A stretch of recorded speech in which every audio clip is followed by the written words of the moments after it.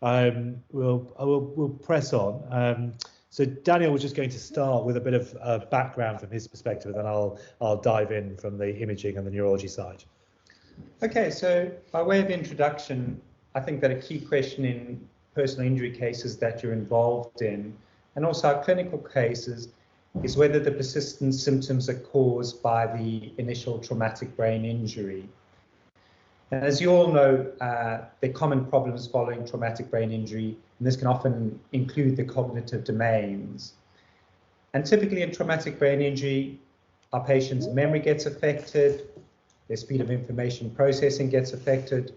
So typically you'll hear your patients say that they're slow to process information, and then also executive difficulties are common after traumatic brain injury. And those are the skills which are so important, which help us direct ourselves in our lives and help us to plan, problem solve, organize. And it's important to say that cognitive difficulties can be caused by traumatic brain injury, but also there's a large body of literature to show that non-brain injury factors can also impact on cognition. And so some of these factors can include pain, disrupted sleep. So people aren't sleeping properly, they're tired, their attention gets affected, and therefore their memory gets affected.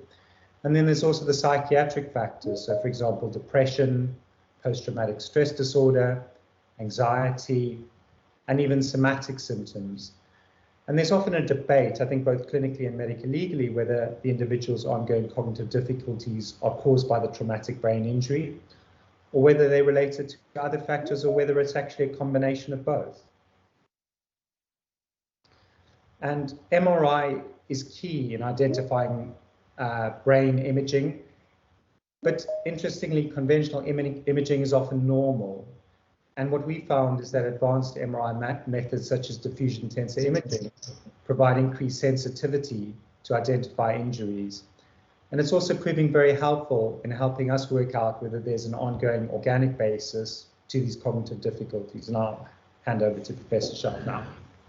Great. So I thought I'd just start with a case that illustrates some of the challenges we're often faced with, really. So this was a man who came to one of the major trauma centres in his 20s after a road traffic accident. So he was riding his bicycle when he was hit by a car, wearing a helmet. Ambulance report said head-on collision. Suburban road bystander said he was knocked out. Very little information, from the ambulance drivers. Loss of consciousness was unknown. Glasgow Coma Scale at the scene was 15 out of 15, so a normal level of alertness. And then the kind of standard stuff from the emergency department. His GCS in the emergency department was 15. No particular problems with cardiovascular function. C-spine was okay. So the man was admitted overnight. Next morning, couldn't recall much of what had happened on the day of the injury the day before. Post-traumatic amnesia, which we're interested in, was about 24 hours. So during that first day, he wasn't really laying down memory, but it was a bit borderline as to whether it was kind of a prolonged period of PTA or not. From the notes, it was felt that this was most likely to be a concussion. Now, bear in mind that concussion is really a symptomatic description, so it's a syndromic description of the symptoms that people experience. So it can be really quite confusing as a diagnostic term. And I'd encourage you to avoid thinking of it as an actual diagnosis from a neurological point of view. So he was moved up to the major trauma unit, and the main reason for him staying in actually initially was because of issues with a painful nose, and he was waiting for a maxillofacial review. So he was felt to be at baseline on the following day in terms of his cognitive function. So he was coherent, and actually he was discharged on day 2. So he only stayed in one night. So in many ways, not much to think that this was a significant injury. PTA kind of borderline in terms of it being a worrying level, cognitive function returning very quickly to normal.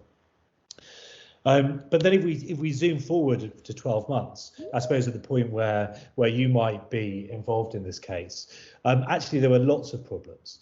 So his recovery had not been good. He was apathetic, he had motivational issues, he was very high functioning, performing, should have been performing at a very high level intellectually, but was really struggling with learning new information, had attention and concentration issues.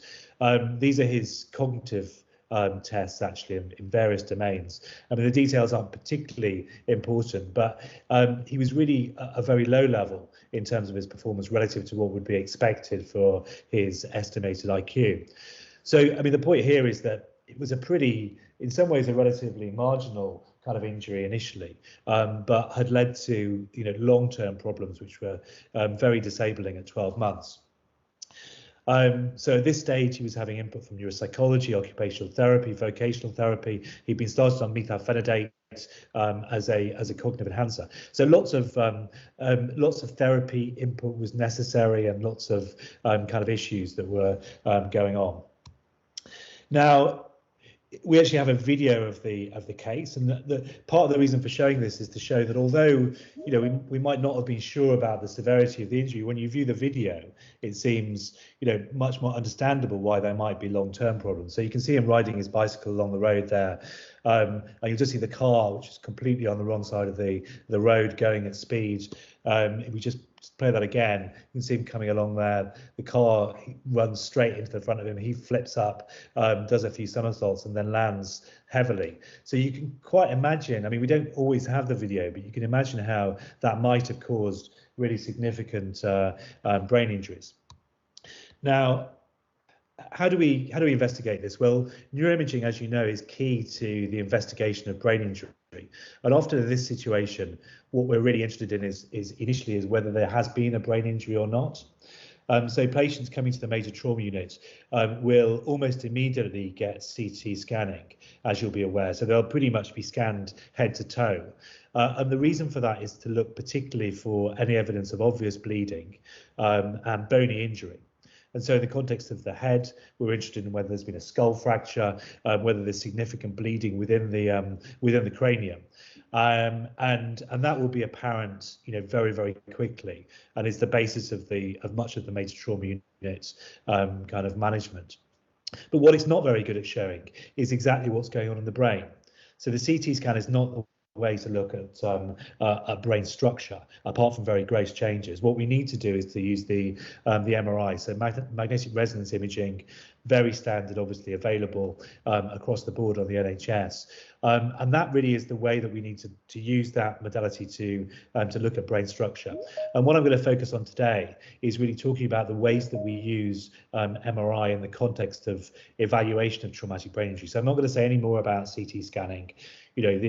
All patients like this will get a CT scan initially, and it will show us whether there's been significant bleeding or significant bony injury. But the MRI is necessary downstream to look at more subtle but still important patterns of brain injury.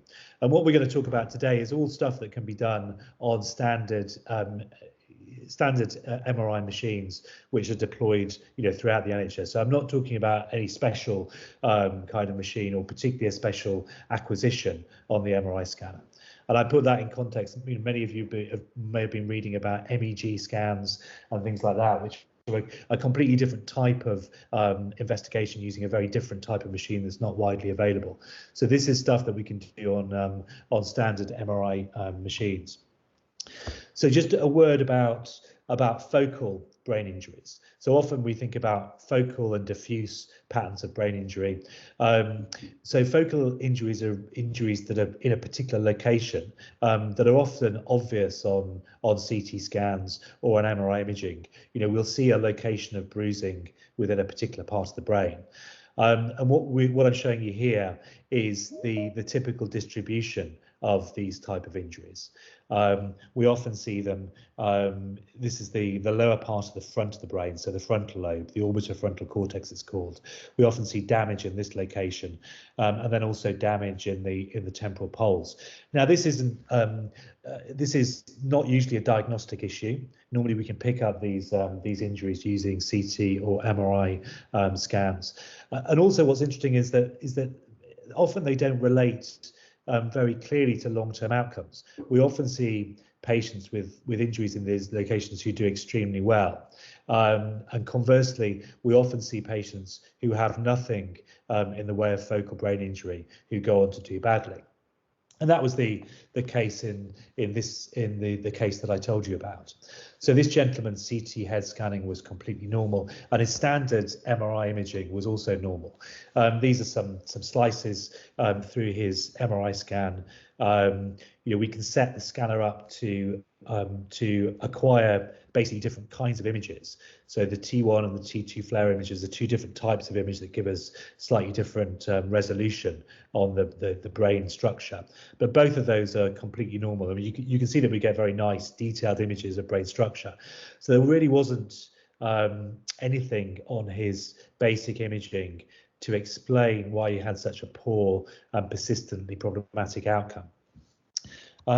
So what are the explanations for that? Well, one thing that kind of injury that I showed you can produce. So if you imagine the head motion around the time of impact, there's a tremendous movement of the brain as the body flips around and as there's an impact either on the vehicle itself or on the ground, and that can damage blood vessels.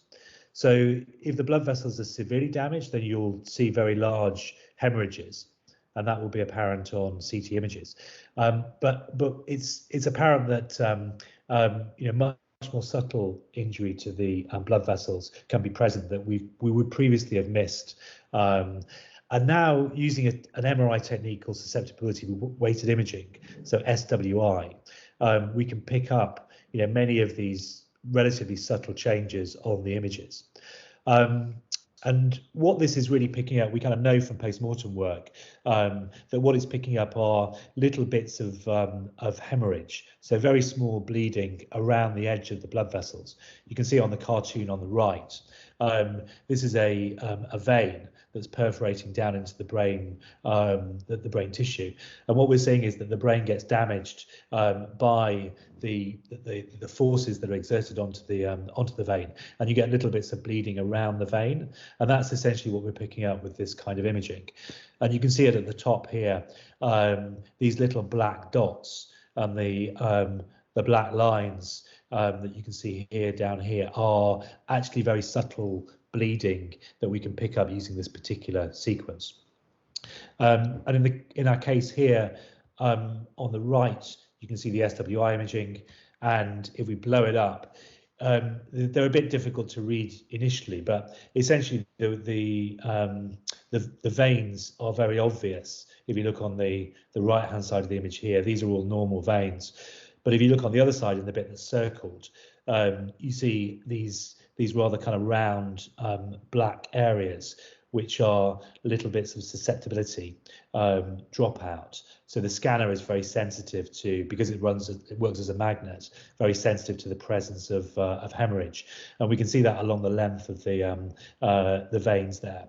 So this is a very obvious thing that you can see straightforwardly on the scans, and this kind of imaging is very useful at picking up subtle effects on the blood vessels, and so it should now really be part of a standard assessment of all patients who you have concerns about in the long term. So SWI is now part of the standard TBI workup, I would say, and tells us where there's these presence of what's called microbleeds around the blood vessels. So just moving on, the key thing that I'm going to focus on is the presence of diffuse axonal injury. So this is, I think, a key type of brain injury that explains much of the variability and outcome in the long term. So diffuse axonal injury is caused by damage to the wiring within the brain. So these are the axons that connect one part of the brain to another part. And we've known about it for a long time. So this is back in the 1950s. This was work that was done in London. Again, looking at a pathology specimen here. So what this is a slice through the brain, somebody who died after a traumatic brain injury. This was a 28-year-old man, died after being hit by a truck and ended up in a vegetative state. So he was in a terrible outcome for a few months after the injury, and then died and went to post-mortem. Now, the folds in the brain here look relatively normal. So we can see the cortex in the light grey around the edge, and then the dark grey is actually the white matter. So these are the parts of the brain that are connecting one bit of the brain to another bit. So the black area is full of axons. And what you can see that's very striking is this pale area towards the bottom of the white matter. Now, all of this is very abnormal. So although the structure of the brain is grossly intact, the white matter itself has been damaged and has been injured in a way that is progressively abnormal.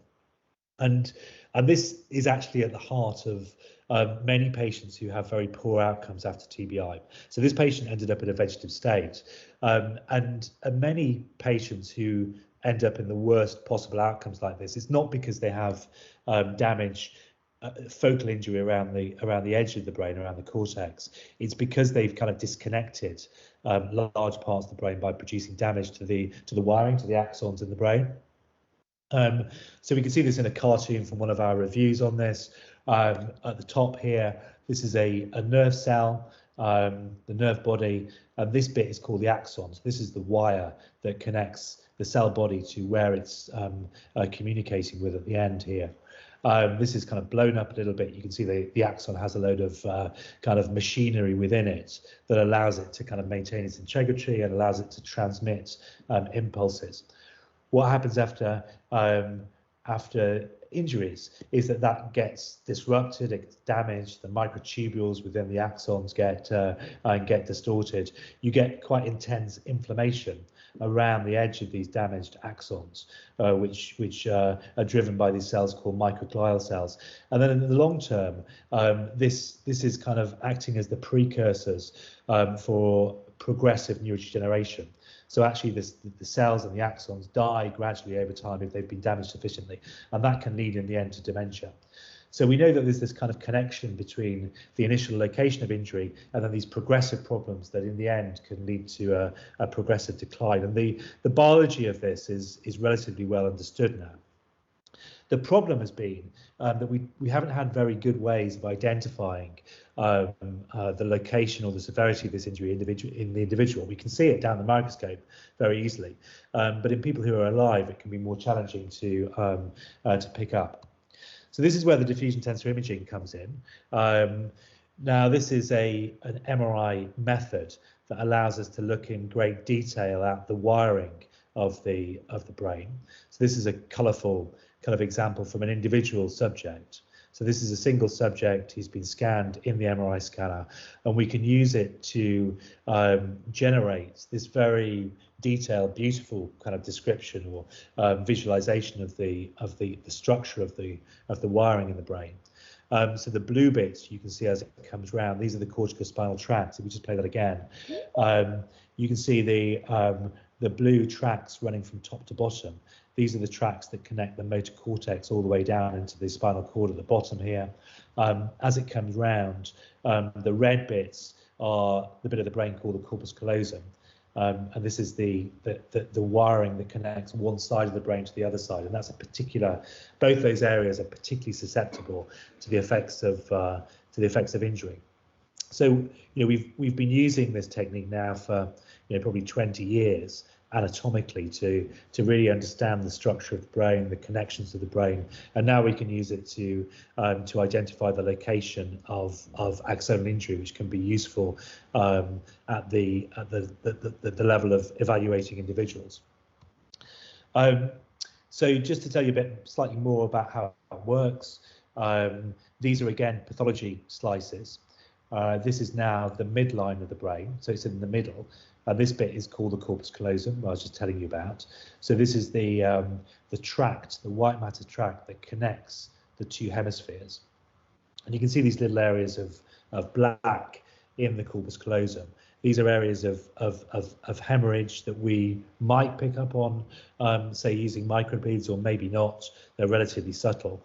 And in more severe cases, we see damage within the brainstem. And these are the kind of appearances that you would see in somebody who was in a vegetative state, for example, or had persistent, conscious problems, because it's producing a kind of major disconnection of one part of the brain from other parts. So how does the DTI work? Well, essentially it works by measuring water diffusion. And by that, I mean the way that water molecules are wobbling around within the brain. So this is a little cartoon to illustrate it. So the blue dots here are supposed to be water molecules, and the little lines represent the axons. And normally, the water molecules will wobble around along the length of the axons. So the axons have a particular direction, and the water molecules will wobble around along the length of that. And you can set the scanner up to measure that water diffusion at a kind of microscopic level, which is kind of amazing. But you know, we're able to measure the location of that water diffusion. Now, what happens in the context of TBI is that, you know, as you might imagine from the pathology slices, the kind of structure of the white matter gets disrupted. The kind of edges of each of the axons gets damaged, and the water molecules, rather than now wobbling around in a particular nice direction, they tend to be more random in the way that they move. So the diffusion becomes less anisotropic, to use the technical term. So anisotropy is the tendency of the water molecules to move in a particular direction along the length of the axons. So you can think about that in the context of a glass of water. If a glass of water has no structure to it, and the water molecules will wobble around randomly, whereas if you had a whole load of celery, the water molecules would tend to go along the length of the celery stick, and that's kind of what we're able to measure using this technique. Now, one important point from a practical perspective, if you want to get this stuff done, is that DTI needs to be analysed and interpreted. And what I mean by that is that if you just put somebody in the scanner, this is our Siemens 3T scanner that we use, what it produces is something like what you can see on the right. So it produces these kind of brain slices that actually the radiologist can't do much with. So in the context of TBI, it's not that helpful to have these images. Well, it's not helpful at all. So you can't make sense of them. It's not like having had a stroke, or for example, if somebody has a large bleed, it doesn't, what we're interested in doesn't show up on the imaging. So somebody has to analyze the images, and that's not done automatically by the scanner. So there has to be a kind of process of analysing that images and also comparing it to a normal control population. So in order to make sense of the DTI, we have to approach it a bit like a blood test. So if you think about a kind of testing your hemoglobin level in the blood, what we need to be able to count the amount of hemoglobin, the amount of red blood cells, but also compare it to a normal range. And for that, we have to have a control population. And so that's where the complexity comes in. We can't treat it just like a standard radiology assessment. So plenty of places might be willing to acquire the images. It doesn't mean to say they'll be able to make any sense of it. So what we need is something like this. The details are not particularly important, but we've spent about the last 10 years kind of working out an optimal approach to how we analyze this data. We start with something like this, which are our brain slices, and they tell us something about the water kind of movement within the brain. And what we have to do then is to measure in individual white matter tracts. So here, for example, this is the corticospinal tract in yellow. We need to measure, the water diffusion along the length of that tract, and then we need to compare it to a control population, and then we produce something that tells us about that individual and whether they're abnormal or not. And none of this is magic, but it is complicated and needs a particular pipeline for doing that analysis, and it needs a lot of rigor in the interpretation of the work. And so one thing we've done relatively recently last year is we published a big paper on this, which basically outlines the method that we're using to do this, and it provides a lot of kind of methodological information about how we go about making this robust. Okay, so what do you end up with? Well, this is a on the bottom left, we can see the kind of structure of the brain. What we're interested in is what's the structure of these individual parts of the white matter. I've told you already about the corpus callosum. These are different bits within the corpus callosum in different colours. So what we can do is zoom in on each of these different bits and take a measurement of the white matter structure within those areas. And what I'm showing you here is a measurement of that from a large group that was taken from the paper that I mentioned. On the y-axis, this number here is something called fractional anisotropy, and that's just a measure from 0 to 1 about how much the water molecules are moving in a particular direction. Now, the red dots here are the controls, and what we can see is they all nicely cluster around a value around 0.8, which we know is the normal range for this particular part of the brain, the splenium of the corpus callosum. Our patient group is here, and what you can immediately see is there's a big tail going right the way down to really very low levels of FA within this location. And so some of our patients are in the normal range, but many of them have abnormalities in this particular tract. And essentially that's what we're doing across a range of different white matter tracts. We're asking whether there's an abnormality in those particular locations. So when we've looked at this in a large group of about 100 patients with moderate/severe traumatic brain injury, we found diffusion abnormalities, so evidence of axonal injury in about 50% of those patients. So this is not rare, at least in the context of significant head injuries. We're seeing it commonly, and importantly, in about 30% of the patients who had no other imaging abnormality, they had evidence of DCI abnormality of axonal injury. So this is where they've got no focal injuries, they've got no evidence of microbleeds. About 30% of those individuals had DTI abnormalities. So what that means is it's very easy to miss the stuff that DTI is telling you, and it's providing you with additional information to that basic measurements. So we spent a long time looking at what that means in various ways. I'm confident that it tells you, it gives you a lot of information about the long-term outcomes of patients after TBI. So we think it helps you predict their long-term clinical outcomes, particularly around cognitive function. So that's things like memory problems, attentional difficulties, the kind of things that our patient was struggling with. DTI is telling us information that's relevant to understanding what those problems are, and it's also predicting the likelihood of neurodegeneration.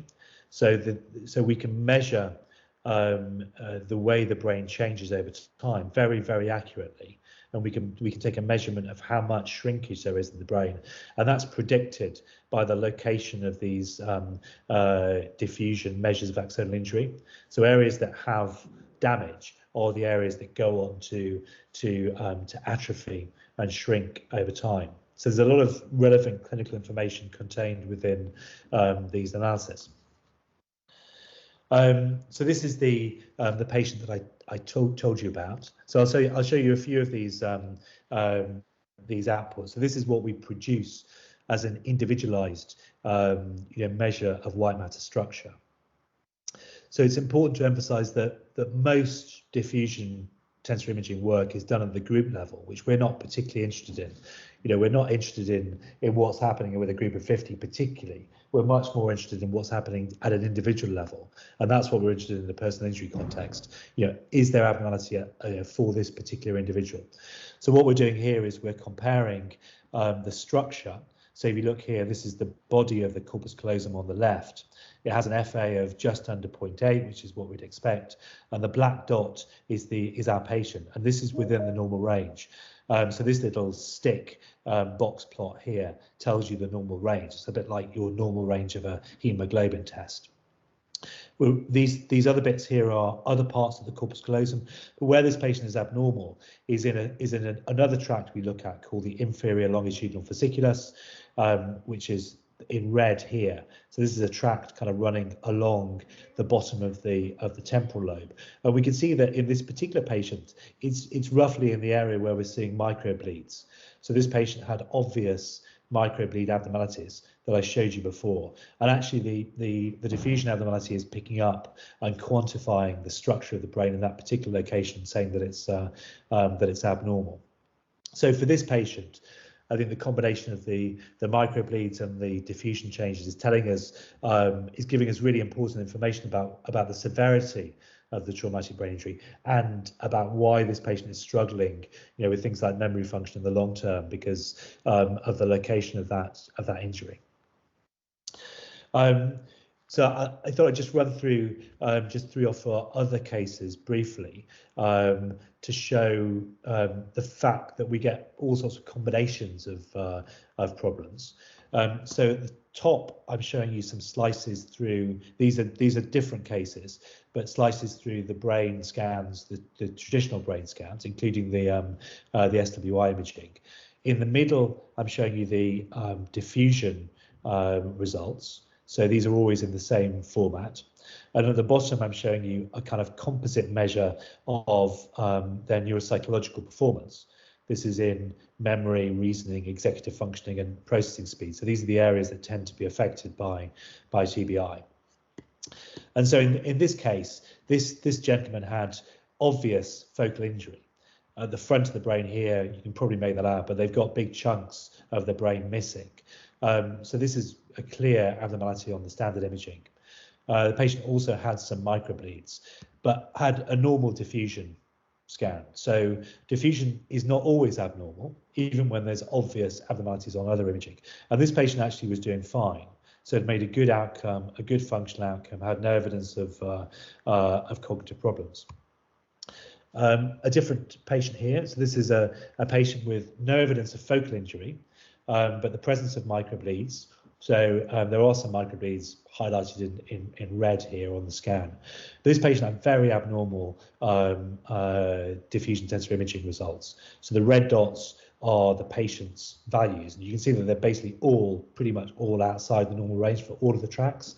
And this is despite the fact that the basic imaging looks pretty normal. Looks normal, the conventional imaging. And this patient was struggling on memory function and also on processing speed, so had quite significant cognitive problems. A third case here, no evidence of focal injury, no evidence of microbleeds, but importantly, abnormal diffusion changes. So again, abnormalities on the DTI and also abnormalities functionally, in terms of memory, reasoning, executive function, information processing speed. So abnormalities across the board in terms of cognitive problems. And then lastly, a patient with good cognitive outcomes, microbleeds, but no diffusion abnormality. So they're kind of 4 different combinations of abnormalities that we might see with this kind of approach, and illustrates the kind of the range of issues. So we've used this in a range of different contexts, and one thing that we've done recently is look at a group of elite rugby players. So these are professional athletes. There's been lots of concern about the long-term effects of repeated injuries, and so we published this last year. There's quite a lot of publicity around this. These were active players who are currently playing for largely Premiership clubs. And we performed this diffusion tensor imaging, the SWI imaging. We also looked at some other kind of measures of changes over time. And essentially we found that in about a quarter of the players, there was evidence of diffusion tensor imaging abnormalities or SWI changes.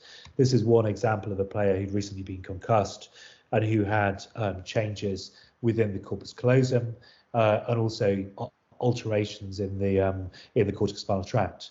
So this is to illustrate that you don't have to have very severe injuries, and in certain situations, mild TBI can produce diffusion abnormalities.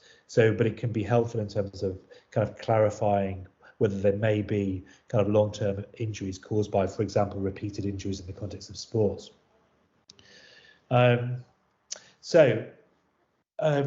This is not really a kind of niche thing. So I don't want you to get the impression that this is work that's been done just by my lab. So there's more than 1,000 academic publications if you search for diffusion tensor imaging and traumatic brain injury. So for that particular combination, there's more than 1,000 publications, which is a very large kind of academic body of work. And so this is very mainstream in terms of academic endeavour. And my lab has done, a large amount of work over the last 10 years, particularly developing the approach that can be taken in traumatic brain injury. These are a selection of some of our papers, which are amongst the most highly cited papers for diffusion tensor imaging and TBI in the world.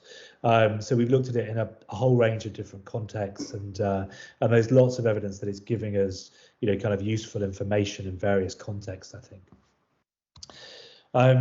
So, I mean, to summarize, really, I think the diffusion tensor imaging as an addition to standard MRI imaging has been used extensively already to identify subtle but important types of TBI. It's been validated in animal models.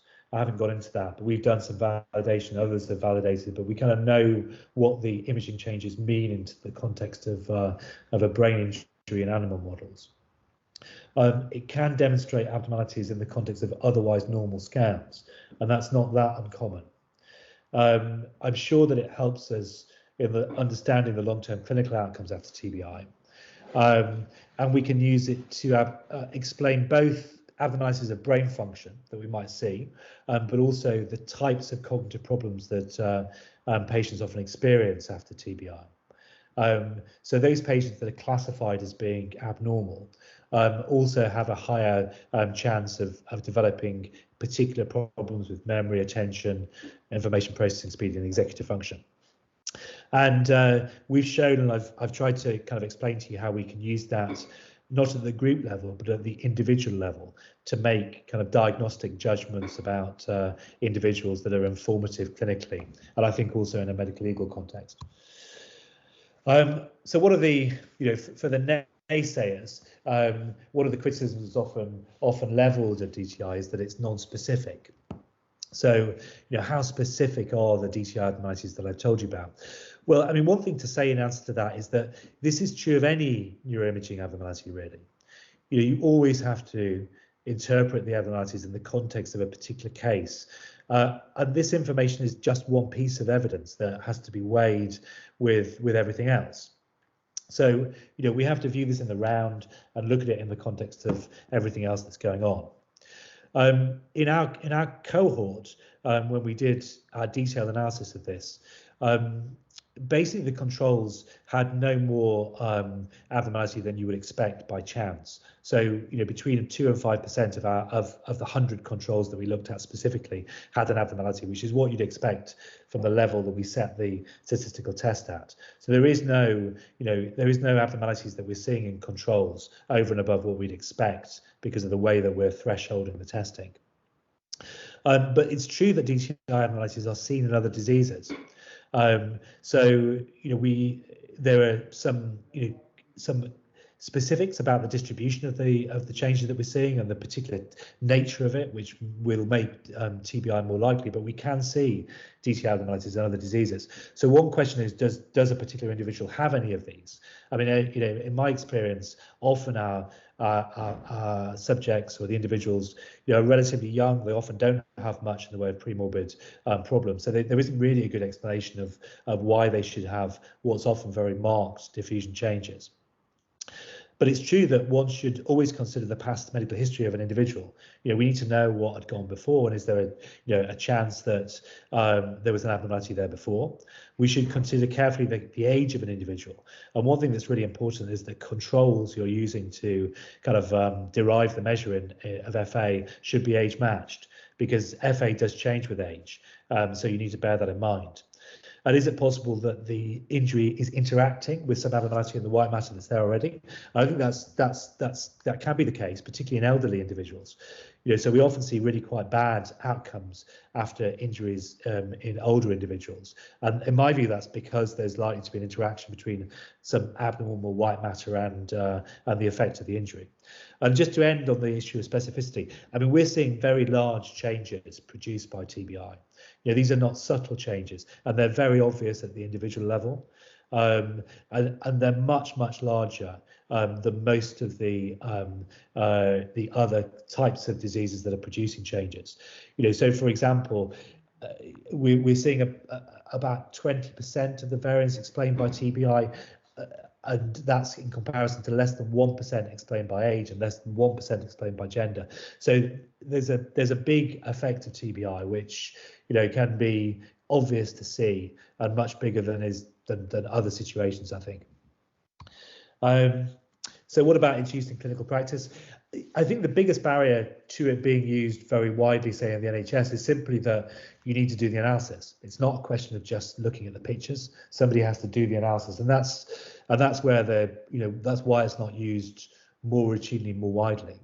I mean, we are using it in a clinical context. We're using it in the NHS in selected cases, and we're using it, for example, in our advanced brain health clinic, which is now funded by the RFU, looking particularly at long-term effects of rugby participation, and we're about to scale up to looking at FA or retired football players funded by the FA. So in that context, we're using this imaging to evaluate individuals. And I think it's increasingly being seen to be relevant in a medico-legal context. We've been using it for a number of years. I mean, one thing that one needs to consider is how is the data being analysed and how is it being interpreted? Although a particular scanner might be able to collect the data, it's not necessarily that there'll be any controls to compare it to or a particularly robust pipeline to do the analysis. So you need to think about that. And I think, just to finish, I think from my perspective, DTI has provided a very new perspective on TBI, in that it really allows us to identify the presence of brain injury that was not necessarily apparent before. And it provides information that allows us to understand the course of an individual after their injury, and it really improves our ability to prognosticate, which is really key for many medical legal cases. So I'll just finish there and just hand over to Danielle, who will just run through the last bit in terms of practicalities. Yeah, no, thank you very much, David. Thanks, Daniel. So you've got my contact email on the screen at the moment. So any questions, any scan bookings, you can contact me there and I will get back to you. And then just to finish off, the MRI imaging will be performed at Imperial College London in the clinical imaging facility. That's at the Hammersmith Hospital. And as Dave's kind of encapsulated by his talk, so we have the greatest UK experience of providing diffusion tensor imaging and advanced MRI reports for medico-legal purposes. And we are world leaders in developing advanced MRI methods for use in the evaluation of traumatic brain injury. And then you'll see our team here. So the patients will meet Niall and Gus, and myself, Anna and Dave will obviously be processing all of the images, the reports, to get those back to you. So Dave, I'll hand back over to you. I think we might be able to open up for questions. Yeah, and just before we kind of open it out, I think Daniel wants to come in and make a comment. Yes, I was just going to say, from the neuropsychological perspective, the case study that Dave described, I assessed him after 6 months and his cognitive impairments were striking, and actually the DTI proved to be really helpful in terms of explaining why his outcome turned out to be so poor in the long run. I think it's also important to say DTI is really important in terms of ruling in a traumatic brain injury, but I think it's also really helpful in terms of ruling out a traumatic brain injury. So I think one of the key decisions in your cases is this going to be a brain injury case or not? And actually, if the SWI and the DTI is normal, that's, I think, just as important, because it means that you can follow another direction in your medical legal cases. And I think one of the things which Dave didn't particularly talk about was that mild traumatic brain injury. And of course, a certain percentage of your cases will be mild traumatic brain injury. They're really complex, difficult cases. And actually what DTI is showing is that there are white matter abnormalities in this group. And so I don't think that necessarily explains all of their symptoms. Often there's a lot of causes of the symptoms, like pain, psychiatric factors. But I think that DTI has really changed the landscape in mild traumatic brain injury, and also shows that there can be an organic contribution to individuals' long-term difficulties after mild traumatic brain injury. Okay, good. Thanks, Daniel. So we've got a few minutes for any questions that anybody might have. I don't know whether you want to stick your hands up or a question from Hugh. Thanks, Hugh. What are the advantages? Oh, sorry, I've lost it. It's gone from the screen. There we go. What are the advantages, if any, of MEG scanning to the MRI you've been discussing today? Is a complementary alternative? Yes. So that's a very topical question. You've probably seen, the Observer over the weekend and the kind of work in military people who are being diagnosed with long-term effects of TBI using MEG scanning. So MEG is magnetoencephalography. It's much more akin to EEG, so electroencephalography, which has been around for more than 100 years.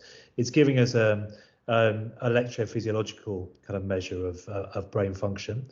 So it's really distinct from what I've been telling you about. So the MRIs that we've been talking about are telling us about bone structure, and MEG is telling you about brain function.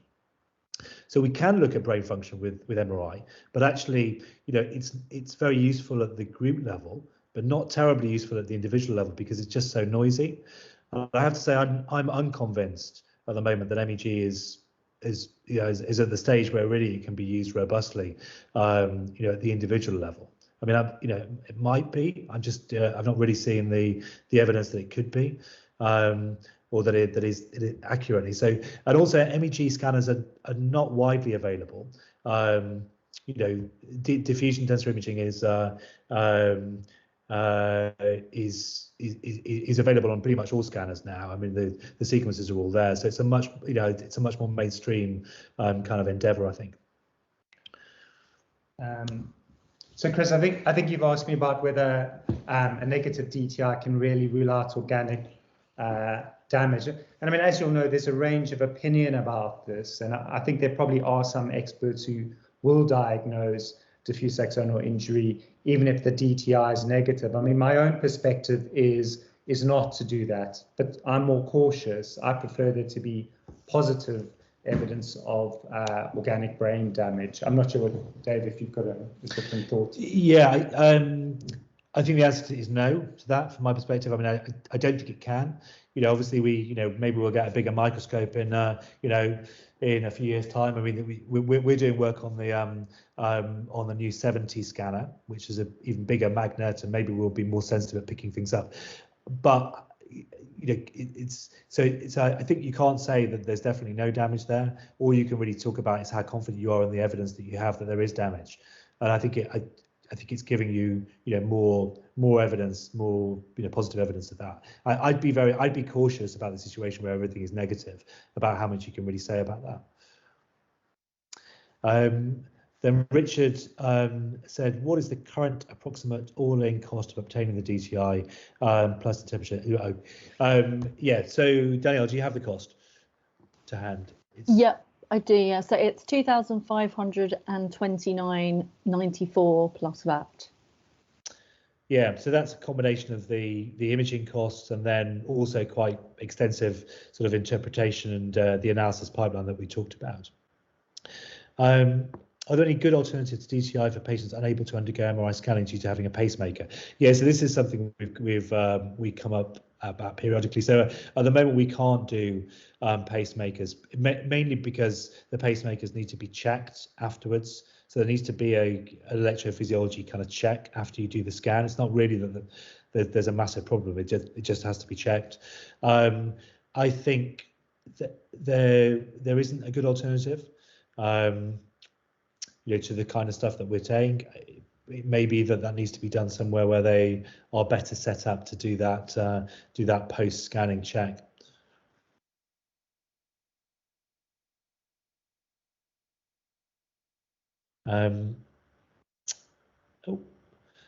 Tamsin Day, is the scanning similar in time procedure to an MRI if I was to explain that to a layperson?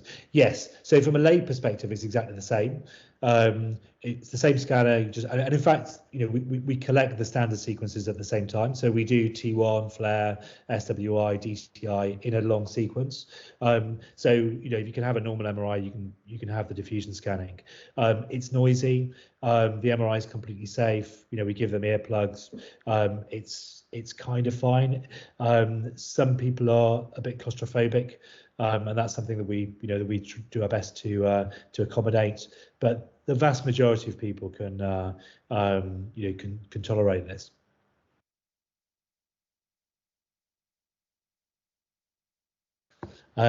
Stuart Brasington, has it been possible to test the DTI results by scanning a live brain and then carrying out autopsy on the same brain and comparing the two?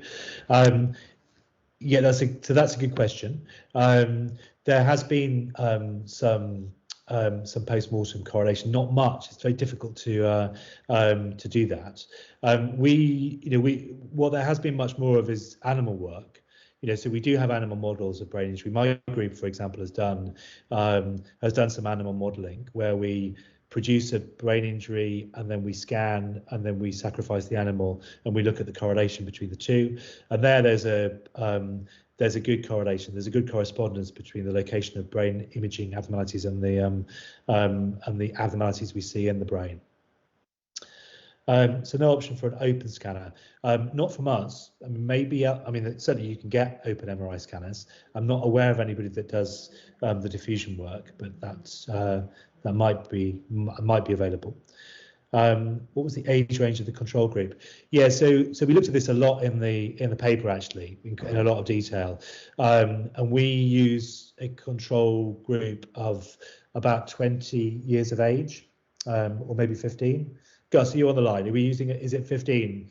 We need about 30 individuals with a range of about 15 to 20 around the individual to make it robust. And that's there's quite a lot of kind of methods discussion of that in the paper. Were you to be interested? I suspect that you're not particularly interested in it, but it does mean that we need to have quite a lot of controls to be able to do this well. Perhaps as we're saying, if anyone's interested, just email me and I can email you the validation paper we did. Okay, 30 people as small age range as possible, aim for 15, yeah. So we aim for about a 15-year age range around each individual.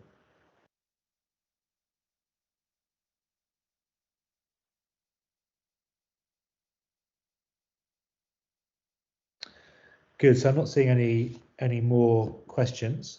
So I hope that's been, some thanks. Thank you, Tamsin. I hope that's been interesting, informative. We look forward to hearing from you. If you think it'd be useful for the cases, we're well set up to do this quickly now. So if you get in touch, we'll sort things out for you.